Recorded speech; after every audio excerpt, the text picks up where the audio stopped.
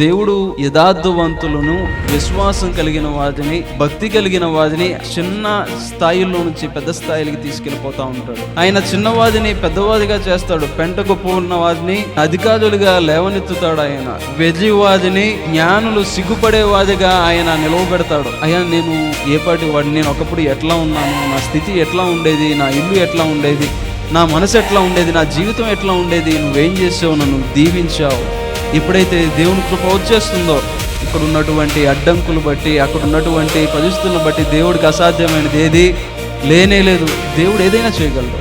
ఇది అవ్వదు అనేటువంటి మాట దేవుని యొక్క పుస్తకంలో, డిక్షనరీలో ఉండదు. ఆయన కృప ద్వారా ఏదైనా పొందుకోవచ్చు. మనం పౌలు అంటున్నాడు, నేను సమస్తము చేయగలను.